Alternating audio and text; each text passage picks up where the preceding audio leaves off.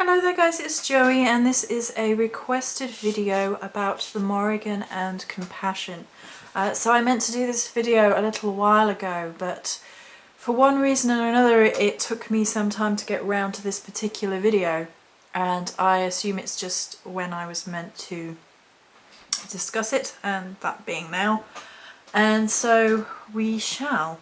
Apologies for the lighting is terrible, I can't do anything about it, but apologies for it.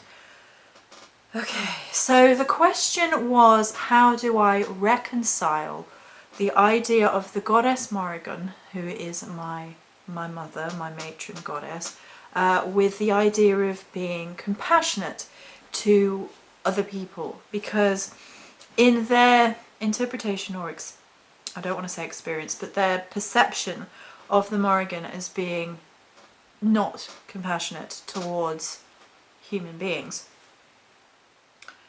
And so I really wanted to try and cover all the bases with regards to this, because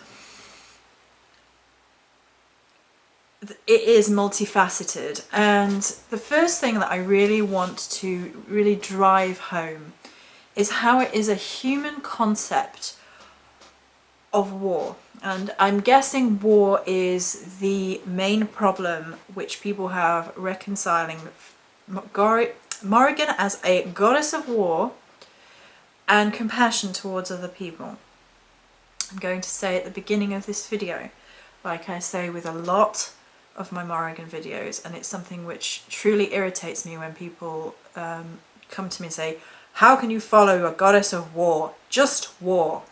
War. And I'm like, she's not just a goddess of war. And then they argue with me, and it's like, well, if you didn't want to discuss it, then why come to me and try and change my mind about my matron goddess?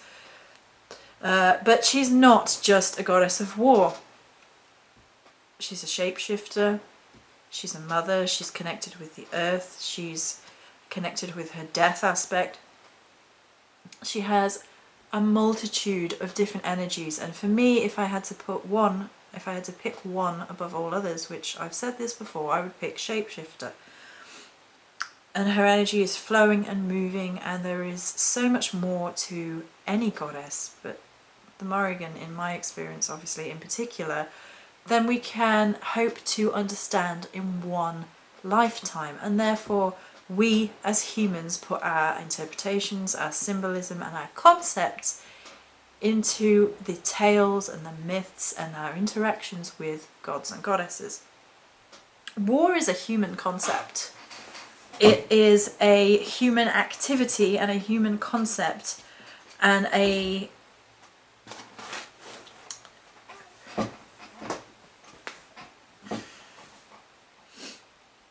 how do I even put it? It's something that humans created, and then we applied gods and goddess energies to circumstances, to legends, to myths of particular concepts, in this case being war. The nature of warfare has changed over time, and to the ancient Celts it was much more personal. The risk of warfare was a personal thing. It wasn't removed as it is largely in the West anyway.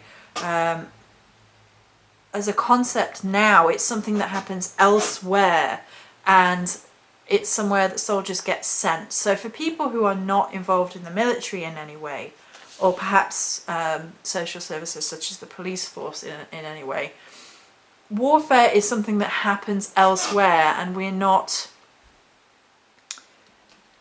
confronted with the realities of it in the same way.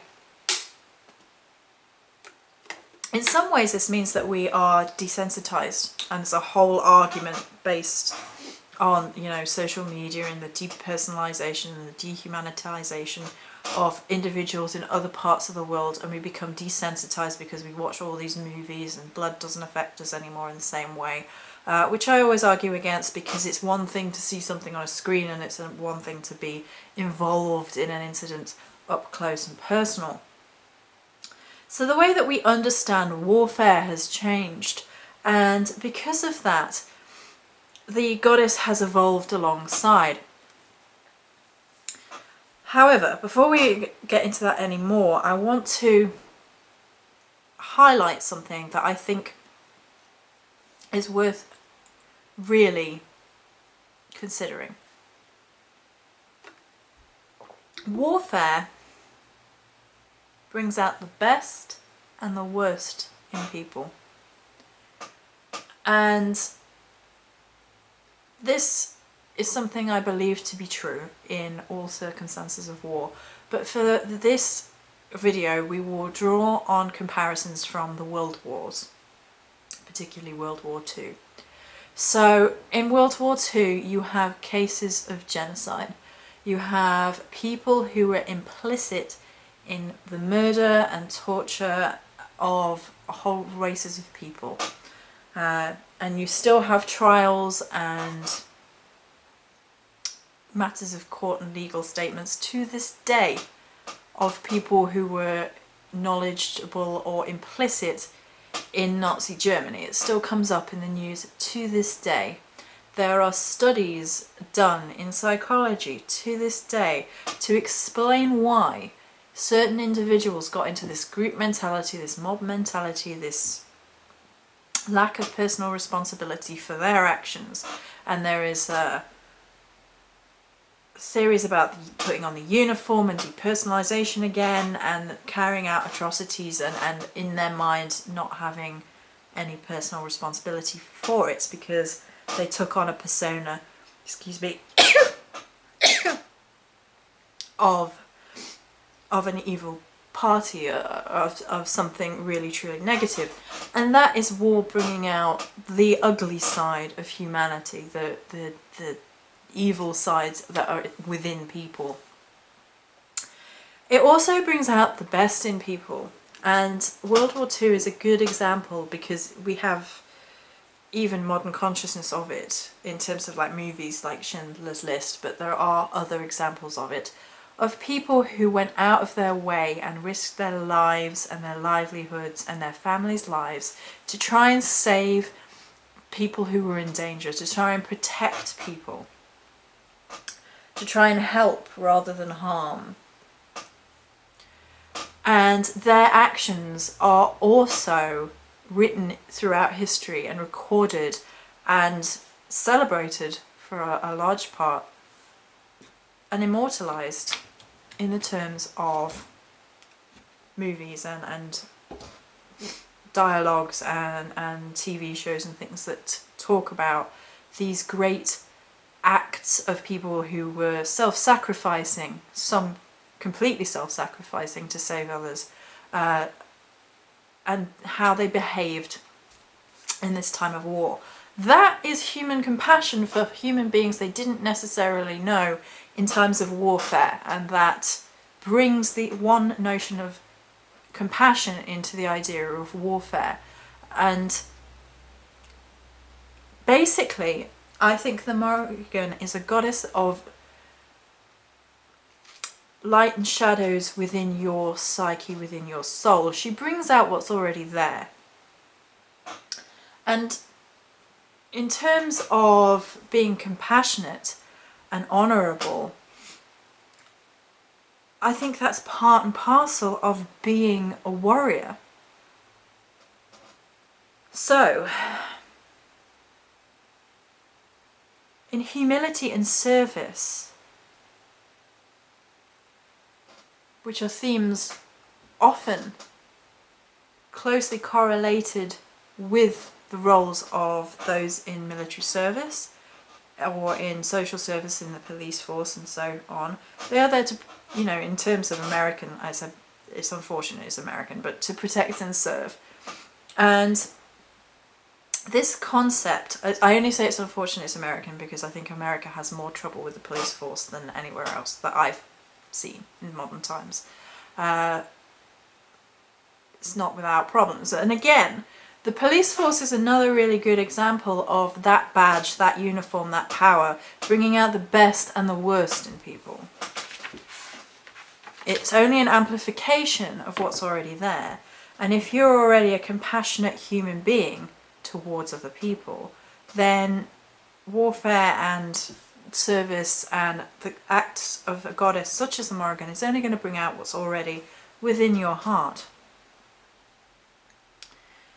And throughout history, in terms of the warrior archetype, there has been a very strict code of ethics and morals attached to those who consider themselves to be warriors. And I've actually pulled out the Bushido personal conduct, the 8 virtues of the samurai. So I could have gone with something which is a little bit more Celtic themed, arguably, but for me the samurai sort of epitomise a warrior throughout history, and some see them as bloodthirsty, aggressive, violent warriors, you know, but they had 8 virtues of Bushido, which I often share with people and say, you know, go, you know, think about this. What does this say to you? How does this speak to you? And I'm going to read to you some of it. Rectitude or justice is the strongest virtue of Bushido. A well-known samurai defines it this way: rectitude is one's power to decide upon a course of conduct in accordance with reason, without wavering, to die when to die is right, to strike when to strike is right.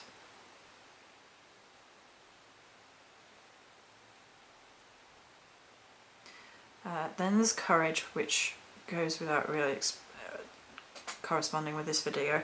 Benevolence or mercy. A man invested, or a woman, but you know, because it's samurai. A man invested with the power to command and the power to kill was expected to demonstrate equally extraordinary powers of benevolence and mercy. Love, magnanimity, affection for others, sympathy and pity are the traits of benevolence, the highest attribute of the human soul. Both Confucius and Mencius said the highest requirement of a ruler of men is benevolence. And there's politeness, and there's honesty and sincerity, honour. Though Bushido deals with the profession of soldiering, it is equally concerned with non-martial behaviour. The sense of honour, a vivid consciousness of personal dignity and worth, characterise the samurai. He was born and bred to value the duties and privileges of his profession. Fear of disgrace hung over the head of every samurai like a sword. Loyalty, character and self-control. Self-control and character. Bushido teaches that men should behave according to an absolute moral standard, one that transcends logic. The difference between what's right and what's wrong, and what is right and what's wrong is wrong. The difference between good and bad, between right and wrong, are givens, not arguments subject to discussion or justification, for the man should know this difference. Finally, it is a man's obligation to teach his children moral standards through the model of his own behaviour. So, I like the examples from samurai history. They speak to me. I think they encapsulate the idea of what it actually means to be a warrior. And warrior is to act in the defence of those one loves and has sworn to protect. And that is nothing short of compassion. To empathise and be kind to your fellow human being is not something which is not found in war. It's not something which is devoid from the idea of being a warrior. And I am going to restate here, the goddess Morrigan is more than just a goddess of war. And the myths where she's quite aggressive and, testing her warriors is something which you have to really explore in depth and see beyond what is at the surface. Why was she testing Cuchulainn? Why was she doing that? What is the underlying message? What did it mean from a Celtic perspective? And not to forget, of course, that myths are just myths. They're a starting point. They're not the be-all and the end-all. And we have likely lost a lot of the myths that were in circulation as well.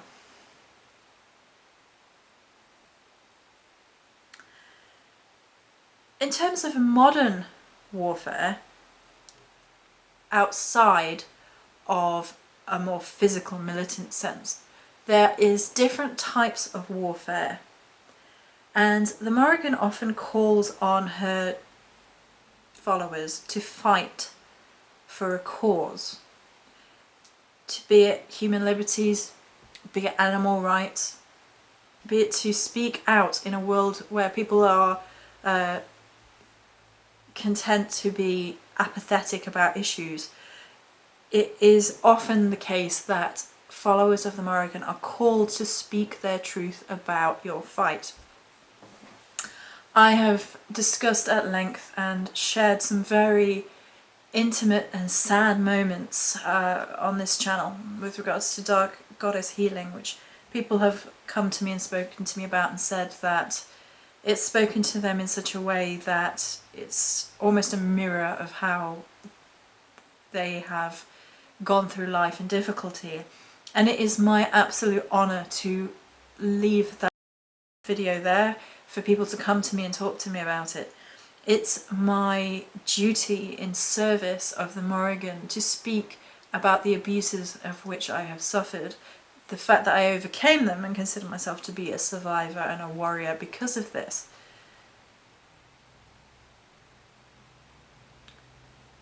Those modern fights, those modern causes, are usually complete compassion for other people, because to speak out against abuses in all forms, to speak out against those who would hinder and attack other people and would infringe on human rights and liberties, and those who fight for animals who cannot speak for themselves,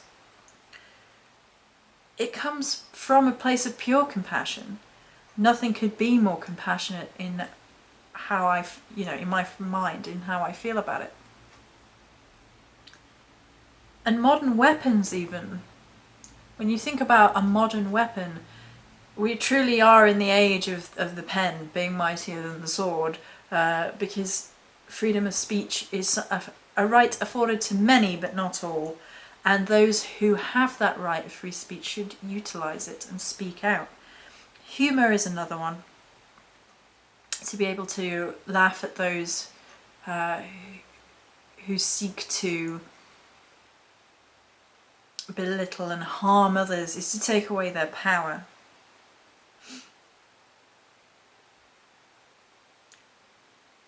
I truly feel that a person's behaviour is something which has come to reflect the idea of which god or goddess they follow, and this is really something human beings are doing, and it's wrong.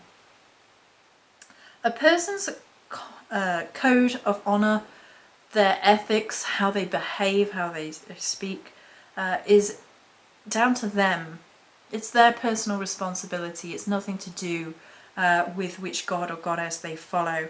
And people who claim Morrigan as their own and behave in dishonourable ways are, in my opinion, a contradiction in terms. I have said before, and I will say again, that people have come to me and said they have a problem with the goddess Morrigan because they don't actually have a problem with her, they have a problem with someone who claimed to be a follower and hurt them in some way and use the goddess as an excuse. I find that sort of thing abhorrent personally. I know people who have used people for, I don't know them. I've heard of cases where people have been used for sex and then afterwards it's, oh well, I'm a priestess of the Morrigan, so tough. And it's like, if you knew how far that is from how I sense and feel and work with the goddess in terms of her honour and her deep love for her children and how they present themselves is very important. It comes from a place of honour, and it is my duty to her to respect myself and other people in terms of sexuality. And that's the thing that I keep hearing of, that people use it as an excuse for sexual misconduct. And to have this compassion for other people is important to be the best version of who I am and be better tomorrow and be better the day after that is my battle. And the things that we fight as human beings and what we go through, so we know that we are not alone, and we reach out to other human beings and show them acts of compassion and love, are not separate from being involved with any particular goddess. As with all dark goddesses, I hate the term, it's terrible, but there is a multifaceted being that we as human beings can't fully understand. So she is prone to testing her followers, of putting them through the ringer, of finding themselves challenged and put through obstacles and through difficult times. And that's in a sense to forge her little warriors. It's forging yourself through the fire, it's going through the difficulty, it's bleeding, scratching, clawing your way through that miserable time in your life and overcoming it and being stronger for it. That's not to say that she is not compassionate and won't help you and won't encourage you, because she does all the time. Like, I don't understand people who say she's never compassionate. I find her to be compassionate. Now, she's no nonsense and, you know, come on, you can do it, up, rather than babying you. But in the end, which is more effective? If you get babied and you never overcome it and you're stuck in that rut, that's not compassion, really. You need the motivation, you need the drive, you need to keep moving and not become stagnant. So I've talked a little bit more about the war aspect because I truly feel that this is the element which people are having trouble reconciling between war and compassion. Although I should also mention the idea of the compassionate death. Another aspect of the Morrigan which people have problems with because they fear it is the element of death, the moving on beyond this lifetime. But death doesn't have to be without compassion. People who have been suffering a long time, death is almost a mercy to them. When you know, they're in pain and they can't breathe for themselves and things of that nature, then you have to consider what is compassion and really go beyond your human immediate judgments of what constitutes being compassionate or not. So I hope that answered some of the questions. If there are any more questions on the Morrigan and Compassion, then please pop them down below and I will attempt my best to answer them. Many blessings.